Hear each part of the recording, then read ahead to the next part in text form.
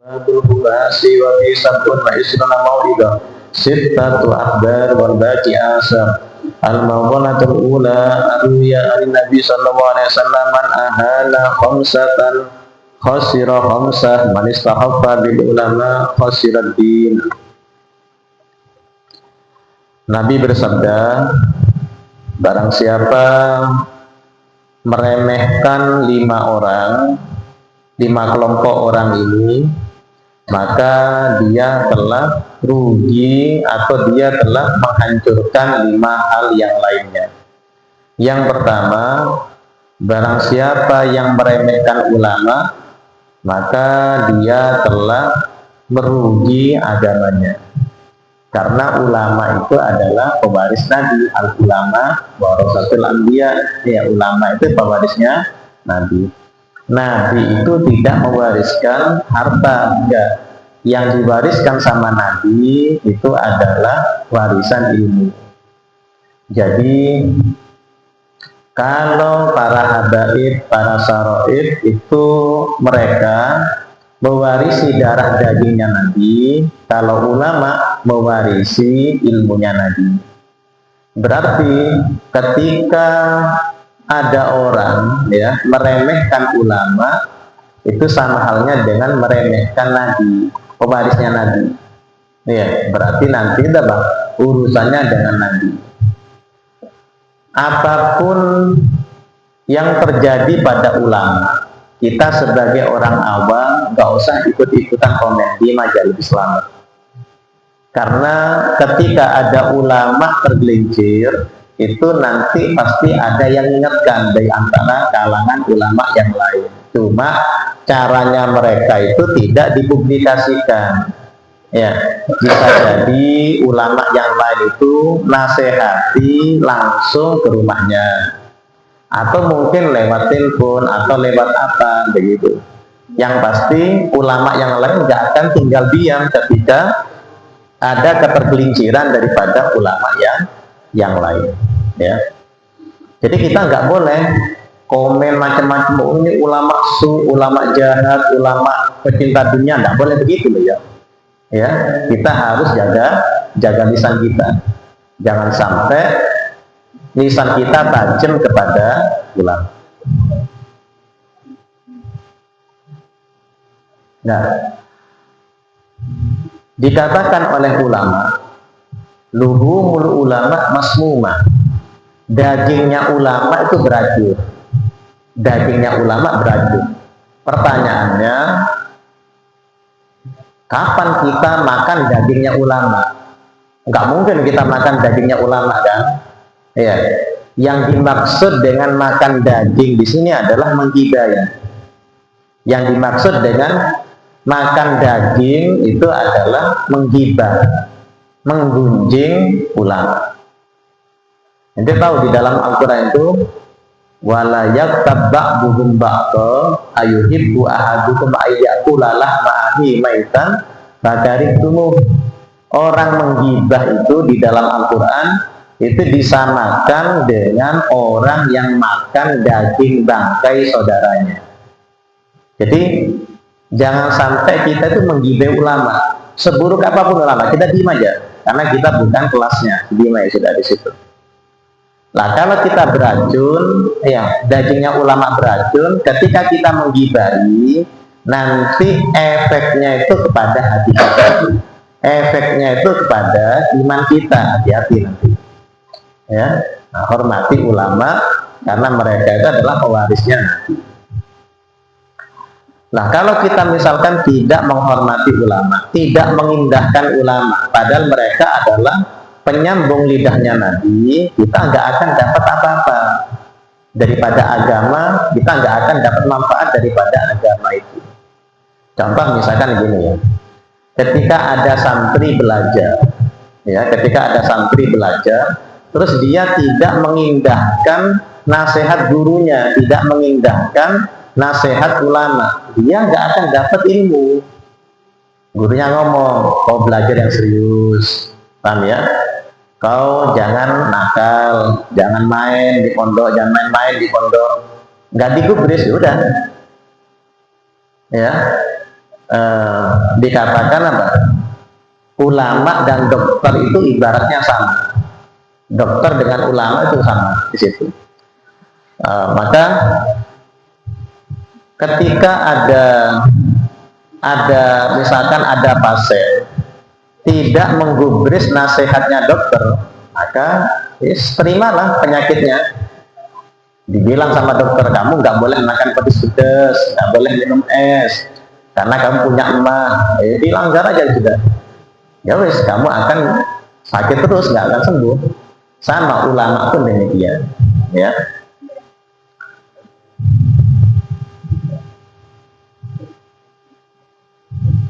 Wa man istakhaffa bil umara qasirad dunya.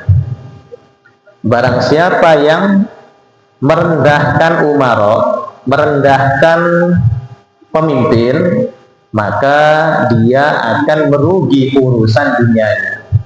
Sebentar ya. Bentar Bu. Orang yang meremehkan pemimpin, dia akan merugi urusan dunianya.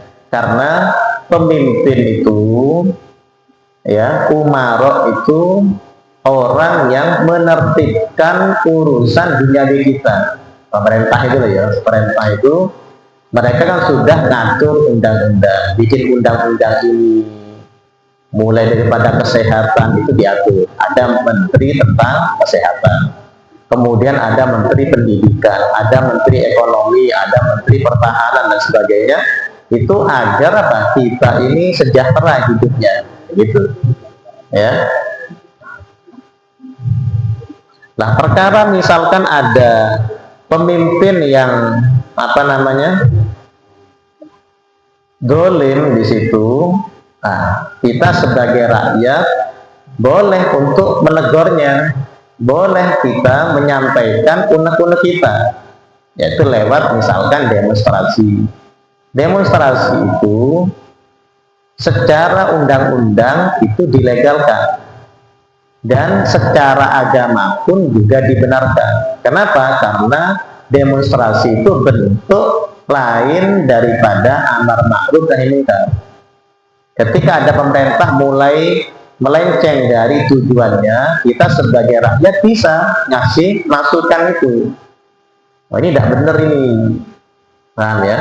Entah kita aspirasinya lewat DPR atau lewat mana, di situ. Itu kita diperkenankan, ya, bukan berarti itu sesuatu yang dianggap memberontak pemerintahan yang sah, tidak, karena itu legal secara undang-undang dan juga benar secara syariat, ya. Lo yang nggak boleh itu kan anarkisnya, demonstrasi itu loh, yang nggak boleh itu anarkisnya. Selama kita tertib, kemudian dapat izin daripada kepolisian, kemudian disampaikan secara santun, tidak masalah di situ. Ya, itu sama kayak orang sholat berjamaah. Ketika imamnya salah, makmum itu nggak boleh diem. Ngerti ya? Makmum itu kedudukannya kayak rakyat. Makmum boleh negor di situ. Subhanallah, jangan begitu. Subhanallah. Bahkan ketika imam itu batal, nggak boleh imam tetap di posisinya, nggak boleh, dia harus mundur, kemudian digantikan oleh makmum yang di belakangnya. Sama pemimpin pun demikian, ketika pemimpin itu sudah batal, tersandung masalah korupsi misalnya, ya mundur dia, nanti diganti dengan yang lain, begitu. Yang ketiga, wa man istakhaffa bil jiran khasiral manafi. Barang siapa yang meremehkan tetangga, maka dia merugi akan manfaat. Kita ini yang namanya bertetangga pasti ada kesalahpahaman. Tapi meskipun demikian, kita nggak boleh acuh kepada mereka, cuek kepada mereka. Karena kalau ada apa-apa, yang pertama kali bantu itu tetangga. Ada kebakaran, ya tetangganya yang akan nolongi duluan. Ada kecurian, ya tetangganya dulu yang akan ngamankan di situ, yang akan bantu.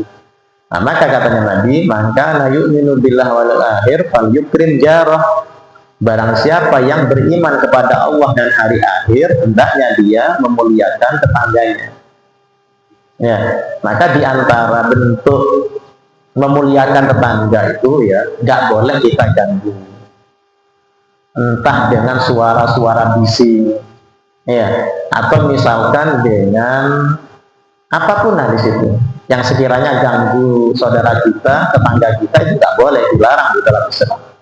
Ada cerita, ada orang itu rumahnya banyak kemasukan tikus. Lalu disarankan sama orang, coba kamu pelihara kucing. Ya, itu nanti akan hilang tuh tikusnya, lari nanti. Nah, masuk akal kata dia.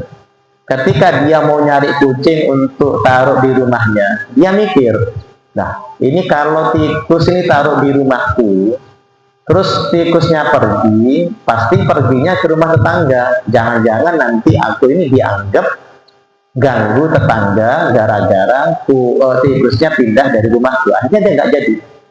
Sampai segitunya orang dulu itu ya, sampai segitunya. Nah, yang berikutnya, wa manis fahaffa bil akriba khasiral mawaddah. Barang siapa yang meremehkan kerabat, maka dia akan terhalang dari cintanya mereka. Nah, kerabat pun demikian. Ya, katanya Nabi, sedekah kepada kerabat itu pahalanya dua, pahala sedekah dan juga pahala silaturahim. Ya, karena bagaimanapun juga itu adalah kerabat kita. Yang paling afdol sedekah, bahkan zakat itu diberikan kepada kerabat kita, bukan kepada orang lain. Apalagi dia tetangga kita, udah tetangga, kemudian kerabat kita, maka dia punya hak tiga berarti. Ya. Yang terakhir, wa man istahaffa bi ahdi khasira thayyibal ma'isa. Barang siapa yang meremehkan istrinya, tidak berbuat baik kepada istrinya, maka dia akan merugi akan kenikmatan hidup ini. Ya. Bagaimanapun juga, istri itu adalah orang yang sangat besar jasanya untuk kita. Biasanya seorang suami, seorang laki-laki itu dia nganggep ya sudah bekerja, ya sudah bekerja, karena dia menghasilkan uang. Sedangkan istri dianggap tidak kerja karena tidak menghasilkan uang. Padahal kerjanya istri itu lebih berat daripada suami. Kalau suami, anggaplah ngantor misalkan ya, dari jam 7 atau jam 8, nanti pulang jam 4 sore, pulang tidur, sudah dia istirahat. Oh, dia itu sudah merasa sudah sudah happy begitu ya. Nah, kalau istri itu dia itu tugasnya 24 jam ngurusi rumah tangga itu, ngurusi suaminya, ngurusi anak-anak. Selama belum tidur itu belum selesai istri itu. Apalagi anaknya nakal itu, udah beres-beres rumah, dihambur-hamburkan lagi barang-barang itu, disimpuni lagi, kemudian dihambur-hamburkan lagi. Nggak ada selesainya perempuan itu. Ya, jadi cobalah pengertian kepada istri. Ya, kalau kalian nanti punya istri, teman-teman kalau punya istri, hargai istri tadi itu. Ya. Paling tidak jangan mencela. Paling tidak jangan mencela makanannya. Ya, paling tidak begitu. Hargai. Ya, udah capek-capek dia masak, nggak dihargai. Kalau misalkan kurang sedap, jadi tinggal ngambil aja garam sampai sendiri. Apa susahnya sih dikasih garam sedikit? Umpama kurang manis sedikit, tambahilah lagi gulanya. Apa susahnya di situ? Nah, itu udah ente disediakan begitu, malah ente rewel di situ, cerewet, nggak syukur kepada istri. Jangan begitu. Itu akhlak yang buruk, ya. Itu akhlak yang yang buruk. Nabi itu dikatakan oleh para istri-istrinya Nabi, belum pernah Nabi itu mencela makanan, belum pernah. Bahkan Nabi itu sering bantu-bantu di dalam rumahnya. Ya, sering bantu-bantu istrinya Nabi itu. Nggak mentang-mentang sudah jadi Nabi kemudian dia semena-mena, enggak. Ini baru jadi ustadz kecil-kecilan aja, ya udah merasa kayak melebihi Nabi. Nggak boleh begitu. Ya, Nabi itu sering muji istrinya, masakan istrinya tuh. Waktu itu Nabi makan roti, orang Arab kan makannya roti bukan nasi. Ya. Kemudian biasanya ada acarnya, ada lauknya. Biasanya kan daging, ada kuahnya, begitu ya. Itu nggak ada lain acarnya kecuali cuka. Ya, cuka enak apa di situ? Tapi dipuji sama Nabi, nikmal idamu al-khallu, kata Nabi. Sebaik-baiknya lauk yaitu cuka. Itu bukan karena enak, ya enggak, memang untuk memuji istrinya agar apa? Istrinya itu merasa dihargai oleh suaminya. Wallahu a'lam bishawab. Bismillahirrahmanirrahim. Faslun. Tabtulus sholat bi arba' asyarah sholat. Sholat itu batal dengan 14 sebab. Yang pertama bil hadas, karena sebab hadas. Ketika hadas, waktu sholat ya, tengah-tengah sholat, kok dia kencing, ya berarti batal sholatnya. Kok tiba-tiba dia buang angin, ya berarti batal. Ini yang batalkan yang pertama adalah hadas. Ya. Yang kedua, wa biwuqu'in najasah illam tulqa halan min ghairi hamlin. Yang kedua yaitu sebab kejatuhan najis jika tidak segera dibuang tapi tanpa dengan dibawa najisnya. Ngerti maksudnya? Misalkan ya, saya pakai serban ini, pakai serban begini. Nggak taunya kejatuhan najis, paham ya, kejatuhan najis. Supaya tidak batal, maka serban ini harus segera dibuang. Ngerti ya? Segera dibuang, satu. Terus kedua, cara membuangnya itu bukan dengan dibawa. Nah, kalau diangkat begini serbannya, paham ya? Kalau diangkat begini, ini namanya bawa najis, namanya bawa serban yang najis, batal kalau begini. Paham kan, Pak? Terus gimana caranya? Caranya kita dorong pakai punggung tangan ini begini, jatuhkan begini. Paham enggak? Itu baru tidak batal. Paham apa enggak?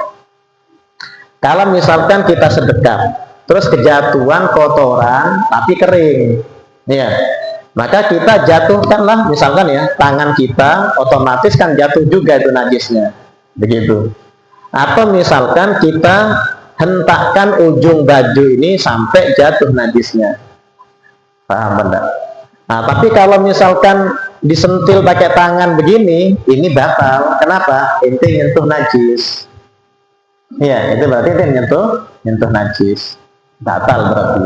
Paham ya? Jadi yang membatalkan sholat yang nomor 2 adalah kejatuhan najis. Kejatuhan najis kalau tidak segera dibuang dan dengan tanpa dibawa. Ya, dengan tanpa dibawa. Yang ketiga, wangkisa fil aurah illam tustar halan. Terbukanya aurat jika tidak segera ditutup. Ya, itu membatalkan sholat. Membatalkan sholat yang ketiga adalah terbukanya aurat jika tidak segera ditutup. Perlu diingat bahwasanya batasan aurat bagi laki-laki itu antara pusar dan lutut. Ya, antara pusar dan lutut. Jadi kalau misalkan ada orang pakai sarung saja, dia telanjang dada, iya telanjang dada, tapi gulungan sarungnya ini di atasnya pusar, terus bawahnya di bawahnya lutut, itu sah secara aturan, itu sudah sah. Paham ya? Nah, kemudian kalau laki-laki perhatikan ya, kalau laki-laki auratnya itu tidak boleh kelihatan dari atas dan dari samping. Paham ya? Dari atas dan dari samping. Misalkan gini. Ini kerah bajunya ini, ya, kerah bajunya lebar. Ketika dilihat begini, kelihatan pusarnya kelihatan. Ini nggak sah sholatnya. Kenapa? Auratnya terlihat dari atas. Paham apa enggak? Atau misalkan kancing bajunya kebuka, jadi ketika dilihat dari samping itu kelihatan pusarnya. Ini pun juga tidak sah. Tidak sah. Karena kelihatan dari samping. Beda kalau kelihatan dari bawah. Misalkan sujud, ente sujud. Ya, ente nggak pakai celana, ya, ente pakai sarung tapi nggak pakai celana dalamnya, sehingga waktu sujud itu kelihatan pahanya, paha kan aurat itu, ngerti ya? Nah, ini tidak batal, kenapa? Karena terlihatnya itu dari bawah namanya, dari bawah, paham apa enggak? Ya. Terus kadang-kadang ya sering kalau orang pakai celana itu ya, terus celananya kan agak ke bawah itu kadang-kadang itu. Iya, agak ke bawah. Terus kaosnya itu pendek, ya, kaosnya itu agak pendek. Jadi ketika ruku itu kelihatan, mohon maaf, belahan pantatnya itu tidak sah itu. Batal sholatnya. Paham ya? Ini kalau bagi laki-laki.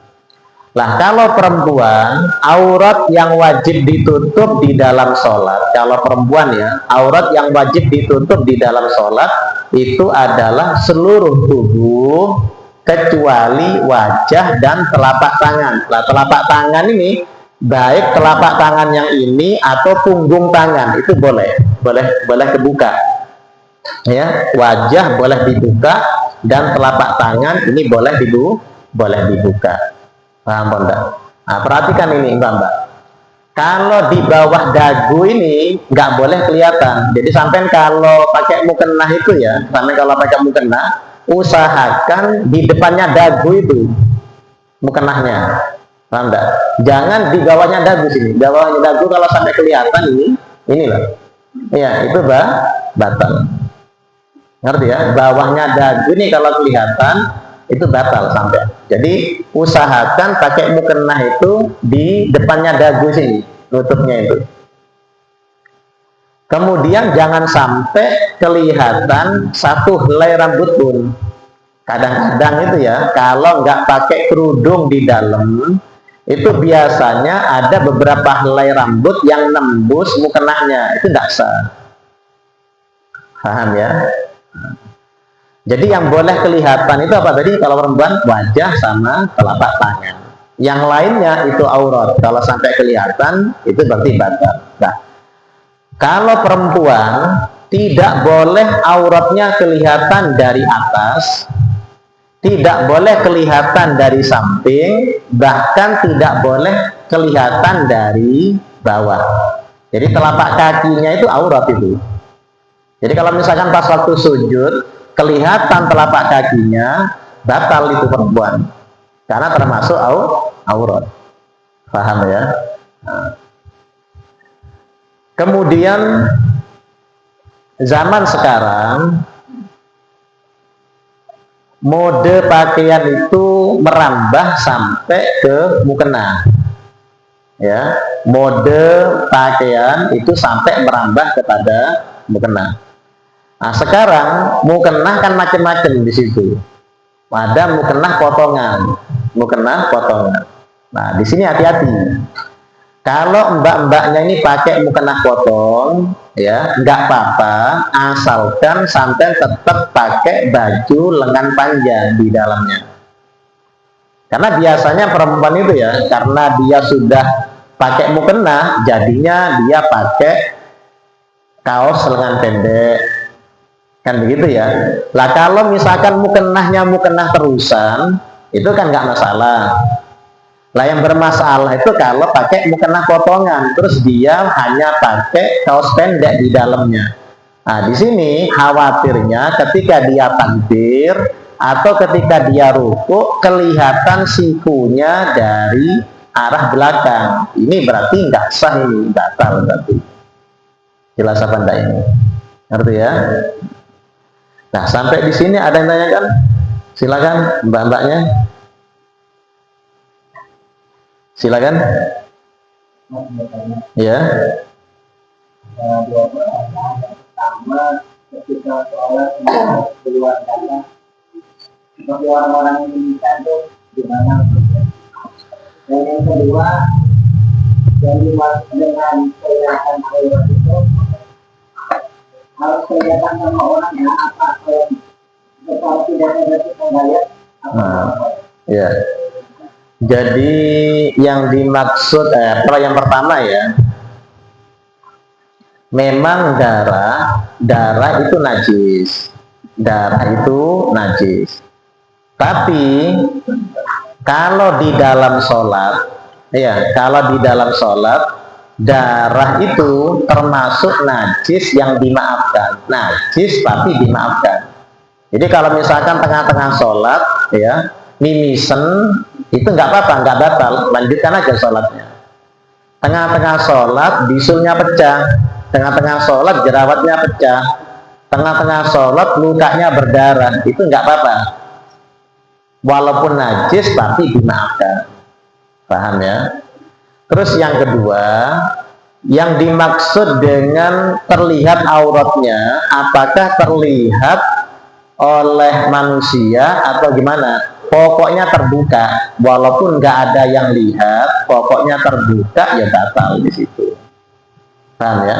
Termasuk misalkan awalnya dia nggak sadar, habis sholat loh, ini kok sarung saya robek di bagian paha, kok ada bolong bekas rokok ini. Paham ya? Peltikan rokok tadi itu, ya berarti nggak sah di situ. Ya, kalau misalkan sadarnya setelah sholat, ya berarti nggak sah. Tapi kalau misalkan robeknya pas waktu tengah-tengah sholat robek, asalkan langsung ditutup, misalkan pakai telapak tangan, itu nggak apa-apa. Hanya tidak batal. Ada lagi? Ada lagi yang lain? Silakan. Mbak-mbaknya silakan.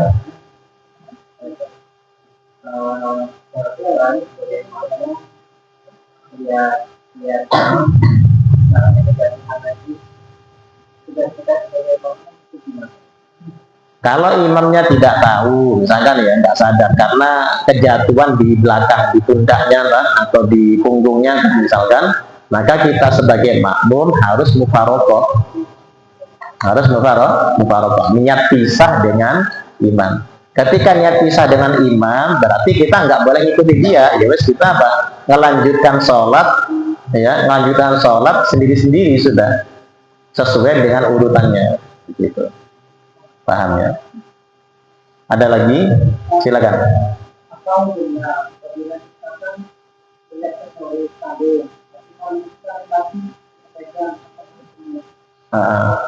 Jadi kalau kita pakai di dalam sholat jelas batal, karena taring babi itu najis. Ya, jadi babi itu dari ujung sampai ekor semuanya najis itu. Iya, entah kulitnya, entah rambutnya, apapun najis itu, najis mughalladhah. Nah, tapi kalau misalkan ini ada taring babi, terus kita sentuh, apakah tangan kita najis? Kalau kering dengan kering dah. Tangan kita kering, terus taringnya kering, kita sentuh ya enggak apa-apa. Asalkan bukan waktu sholat loh ya. Bukan waktu sholat, ini ada taring babi kita sentuh.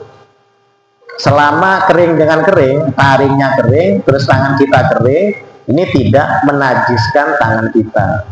Tanda. Tapi kalau salah satunya ada yang basah, maka najis. Tangan kita basah, nyentuh babi. Tangan kita basah, nyentuh anjing, misalkan ya, maka najis tangan kita. Atau mungkin sebaliknya, anjingnya atau babinya yang basah, terus tangan kita kering, ya, najis di situ. Tapi kalau kering dengan kering, tidak menajiskan, tidak menajiskan. Tapi kalau nyentuh pas waktu sholat ya batal. Ya. Ada lagi?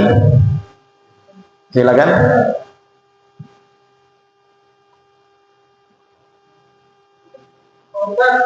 Bagaimana hukumnya kalau kita ketelan itu kan biasanya kan ada kita tinggal makanan di tempat lagi itu terus ketelan Batal itu. Batal itu. Jadi ukuran banyak itu ya. Jadi kalau misalkan sengaja ya menelan makanan, kalau sengaja sekecil apapun ya tetap batal ya. Tapi kalau nggak sengaja ya, kalau nggak sengaja tetap batal kalau besarnya itu melebihi 2 biji wijen. 2 biji wijen kayak apa gedenya itu? Umpama ada wijen itu 2 biji, iya. Lebih dari situ, walaupun lupa, tetap batal sholatnya. Contohnya kayak sebutir nasi jelas lebih gede daripada 2 biji wijen yang di situ. Walaupun nggak sengaja, walaupun lupa, ketelan di dalam sholat, batal sholatnya. Ngerti ya? Ada lagi? Silakan. Silakan, ada lagi? Boleh nanya ini, boleh nanya yang lain, silakan. kalau Dahak.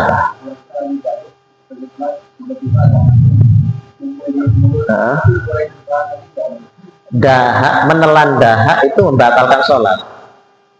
Ya, menelan dahak itu membatalkan sholat, juga membatalkan puasa. Ya, terus gimana waktu sholat ada dahaknya? Ya keluarkan.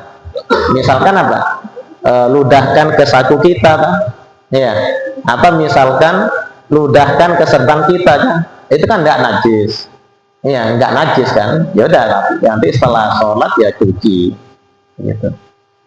Kan ya? Tapi yang pasti menelan dahak itu membatalkan sholat, juga membatalkan puasa. Yang tidak batal itu kalau menelan ludah. Kalau menelan ludah nggak batal. Ada lagi yang lain?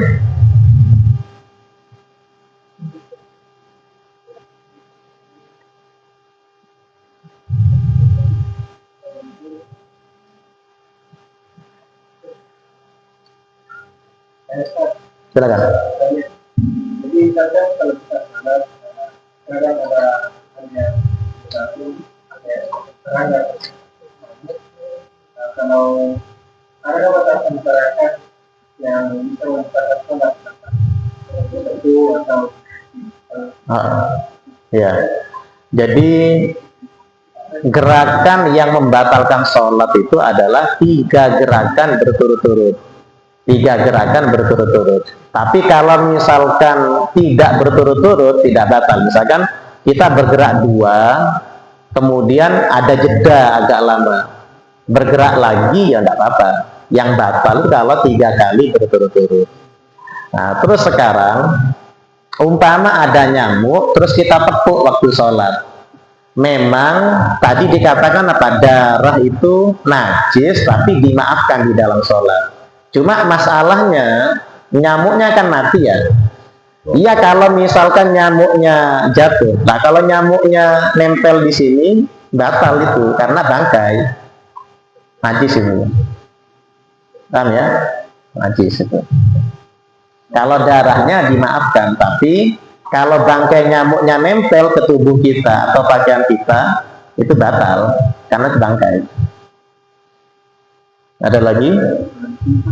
Hah? Apanya? Tidak apa-apa. Ya, asalkan segera. Misalkan ini nyamuknya nempel, bangkainya itu ya, Misalkan kita tiup, ya jatuh, ya udah nggak apa-apa. Ada lagi?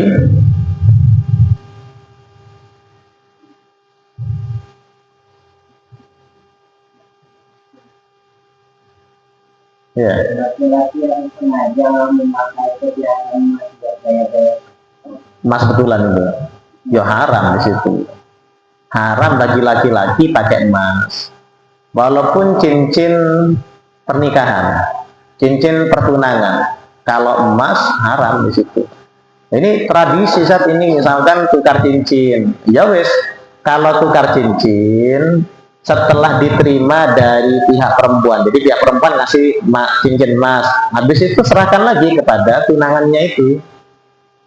Paham enggak? Atau mungkin begini, yang laki-laki ngasih cincin emas, pihak perempuan ngasih perak.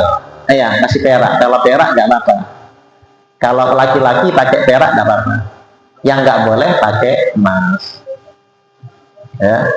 Atau misalkan kalau sama-sama emas, sudah setelah diterima sebagai simbolis, ya habis itu serahkan kepada calon istrinya itu. Begitu. Paham ya? Dipakai haram itu.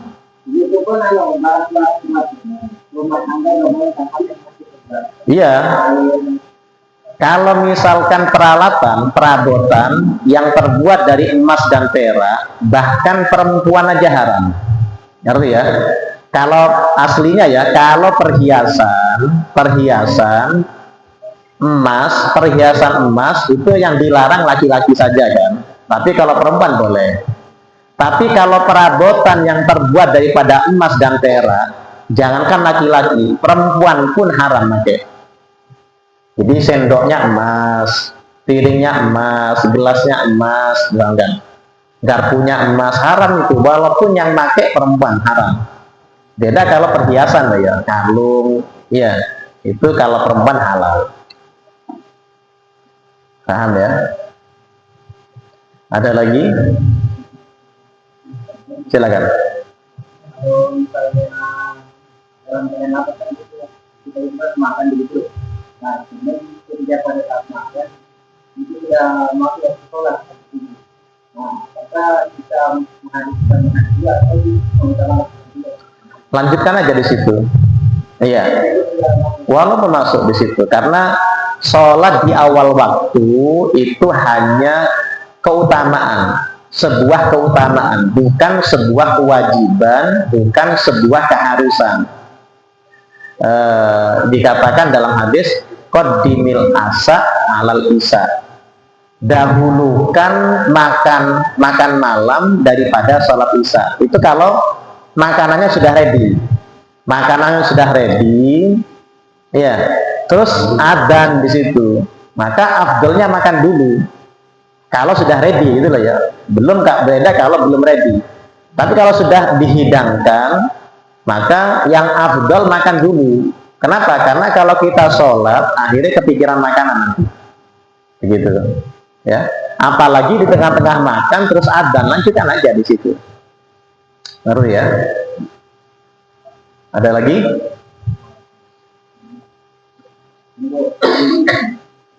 Mbak-mbaknya, neneknya?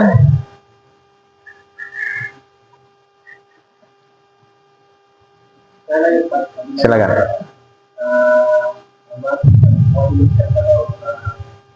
Setahu saya setelah vaksinasi itu kan bacaan yang diberikan sudah ada bacaan yang dikatakan dalam syariat. Bahkan orang kan dalam pergi beribadah itu memakai pakaian yang berbeda-beda. Ada yang polos, ada yang tulisan-tulisan. Misalkan kita sementara sholat, kemudian barisan yang di depan kita memakai baju yang ada tulisannya, secara tidak langsung kita membaca dalam hati, apakah itu membatalkan sholat kita? Karena itu kan bukan bacaan yang dibaca di dalam sholat itu ya. Ya enggak Pak, itu enggak batal asalkan dibaca dalam hati gitu loh ya. Tapi makruh seperti itu. Tapi hal seperti itu makruh. Maka bagi orang yang sholat, makruh pakai pakaian yang ada gambar atau ada tulisannya. Kenapa? Karena ini bisa mengganggu kekhusyuan nanti, baik dia atau mengganggu khusyuknya orang lain. Maka begini ya, di dalam sholat kita disunnahkan melek, ya, disunnahkan melek, bukan pejem. Ngerti ya? Disunnahkan melek di situ.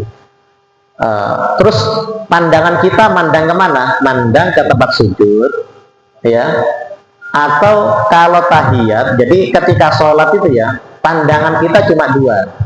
Ketika ke tempat sujud, terus kalau tahiyat ke penunjuk. Kecuali kalau kita sholatnya di hadapan Ka'bah, maka pandangannya itu bukan ke tempat sujud tapi ke Ka'bah. Paham ya? Karena mandang Ka'bah itu ibadah. Nah, kecuali kalau misalkan ada hal-hal yang bisa mengganggu khusyuk kita. Contohnya kayak ada gambar, ada tulisan, maka boleh kita untuk pejem mata. Apalagi di depan kita ada perempuan yang buka aurat, maka wajib pejem mata, bukan sunnah lagi, tapi pejem mata wajib hukumnya. Ngerti ya? Tapi kalau nggak ada selain ini, sunnah selama sholat kita membuka mata dan pandangan mata tertuju kepada tempat sujud atau kepada telunjuk ketika tahiyat, begitu ya. Ada lagi?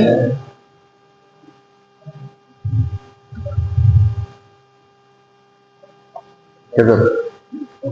Wallahu a'lam.